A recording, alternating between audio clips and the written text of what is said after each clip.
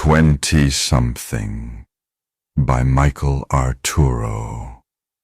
The stranger in a wide-brimmed hat seated next to me at the bar hadn't said a word, but it felt like he was doing most of the talking since I was so drunk I couldn't tell who said what or what any of what was said meant. And I couldn't remember if he'd sat down next to me or if I'd sat down next to him, which was common in New York bars. Nevertheless, having a stranger as a neighbor at a bar is convenient when you want to share something you might not share with someone you know. I might have told him my entire life story, precisely what a New Yorker would do to a stranger.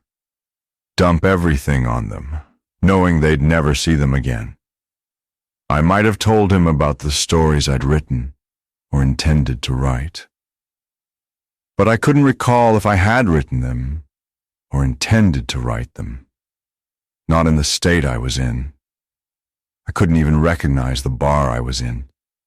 It looked like the old Lion's Head, a writer's bar on Christopher Street, but that place had been closed for years.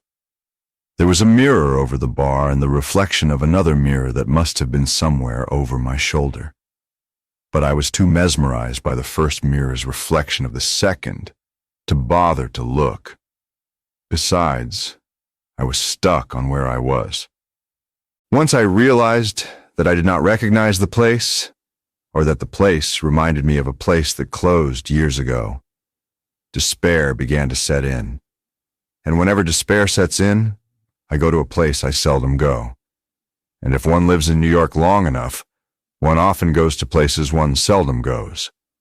Not the same place, mind you, but places adjacent to the place one seldom goes to. And that's where I was headed. To cut myself off at the pass, I maneuvered deftly to engage the stranger in the wide-brimmed hat in conversation. "You want to hear something I've never told anyone?" I started, slurring my words sloppily. "One of my deepest secrets? If I could go back in time 20-something years, I'd kill myself. I mean it. I'd save myself from all the misery," I whined, unsure of where what I said was coming from. The stranger didn't react, not with a nod, not with a blink.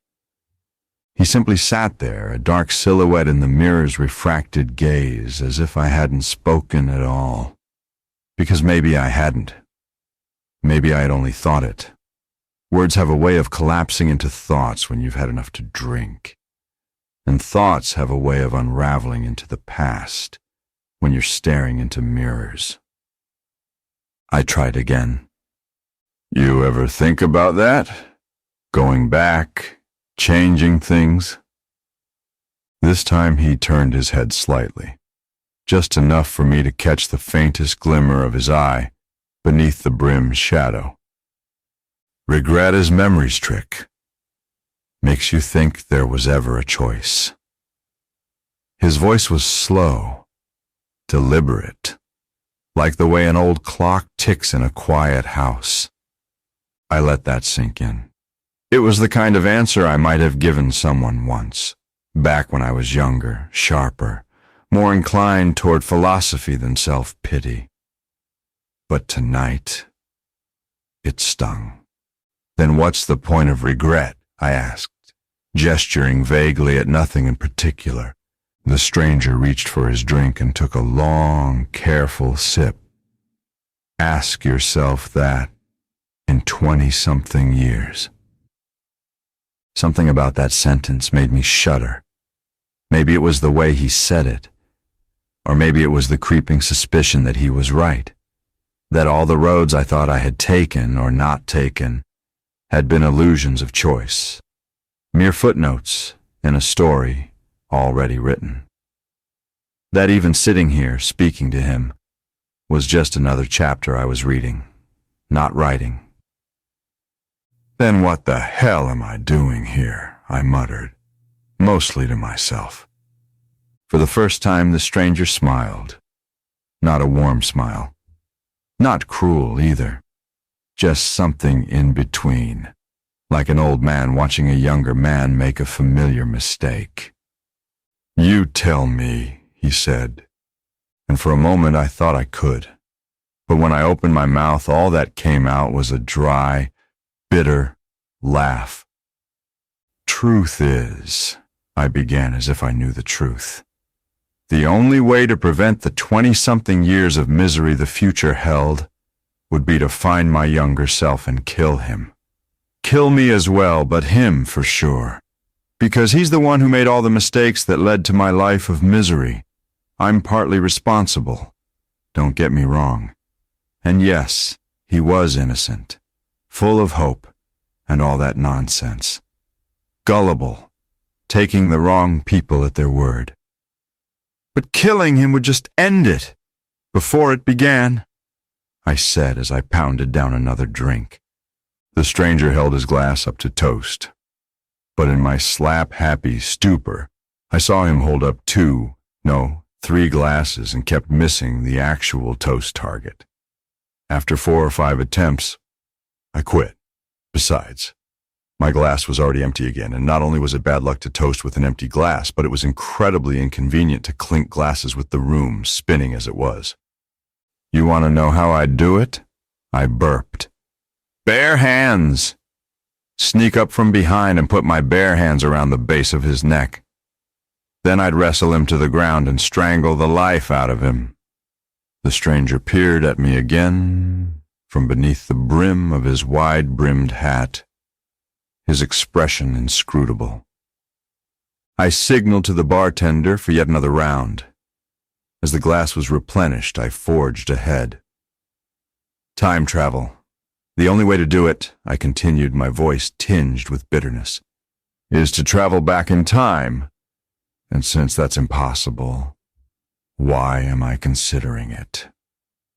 It won't be impossible in 20-something years, the stranger said as he tipped back his wide-brimmed hat. What? The stranger showed me a pistol he was holding inside his rain vest. Let's take a walk. Walk. Where? Who are you? Maybe who are you was the wrong question to ask. The stranger took off his wide-brimmed hat to reveal his face. Lo and behold, he was me, but much older. I knew I had much to drink, but I was beside myself. The stranger in the wide-brimmed hat was me, from the future here in the present to kill me, just as I imagined myself returning to the past to kill the younger me. Wow, they have time travel in the future, was my first thought. I guess that's something to look forward to. My second thought was if I make it that far. Wait, we can talk about this, can't we? I have stories to write. Too late, I've already written them. Oh, really? How did they turn out? Never mind. You're not going to tell me how my own stories turn out. I feel somewhat betrayed. I suppose I'd already know how my stories would turn out if I hadn't put off writing them with all the time I've wasted in bars, searching for inspiration by engaging strangers in circular conversations. Besides, it's not me you're after. It's the younger me. He's the one who started this, I implored, trying a different tact. Get moving, he said. He was succinct. I liked that about the older me. He was in good shape for an old guy. He could almost pass for a better version of the present me. I wonder if he's aware that if he kills me, he'll cease to exist as well. Why don't we just have another drink and forget about this? You talk too much. Let's go. I could usually get out of any situation just by sounding like I knew what I was talking about, but not when I'm pitted against someone who does that themselves and has had 20-something years more experience at it than I have. I was at the end of my rope. Whether by my own hand or that of my future self, the outcome will be the same. A life of regret erased before it had the chance to become even more regretful. With my older self's pistol from inside his rain vest trained on me, we marched out of the bar. "What happened to the plan to strangle me from behind?" I asked. "It must have evolved over the last 20-something years. Or the next 20-something, as it were."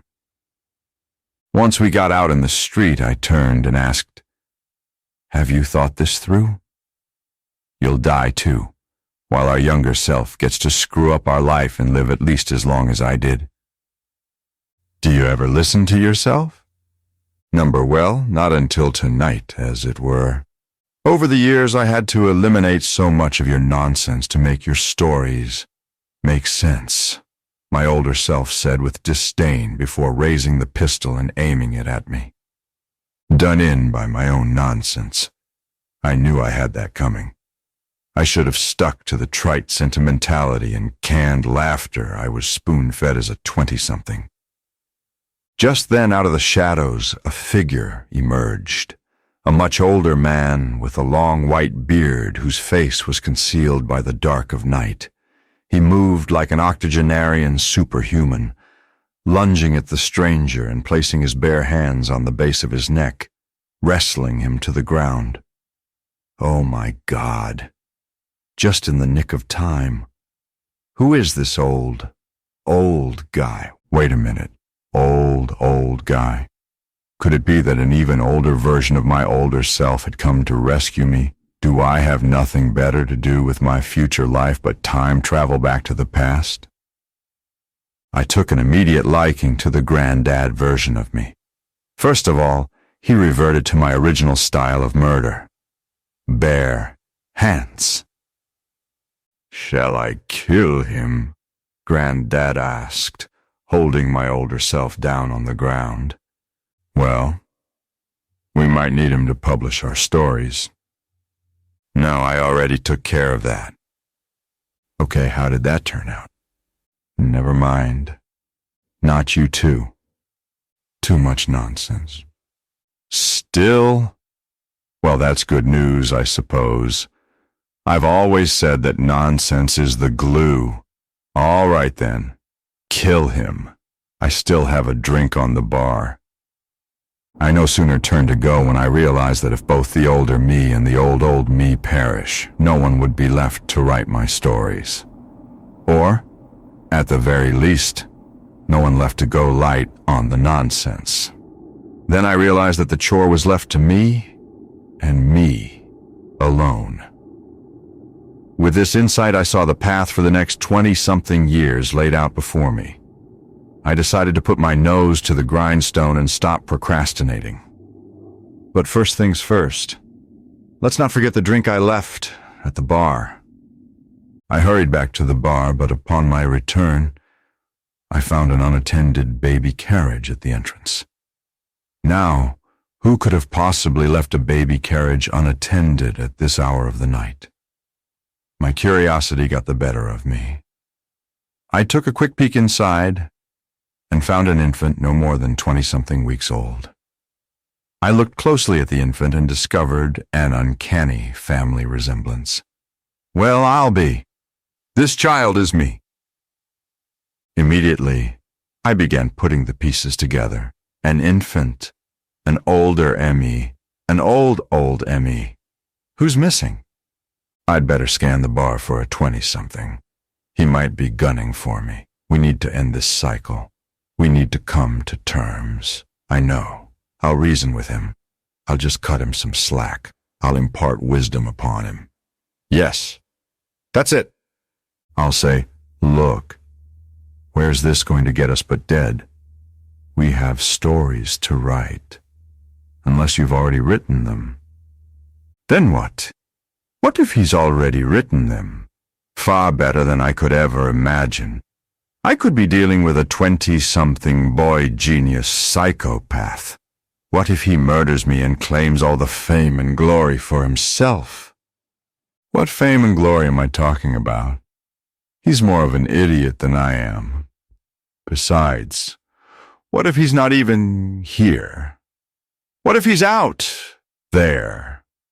Who knows where? What if he doesn't even care? What if he's procrastinating, just like I've done my entire life? I'm so confused. And yet, I've never seen things more clearly. I suppose I'll have to tread carefully then. Balance things. Stay focused. Look over my shoulder when I see a reflection. Don't get stuck on where I am. Plow forward. It's worth the effort. Or I'll have nothing but these thoughts haunt me for the next 20-something years.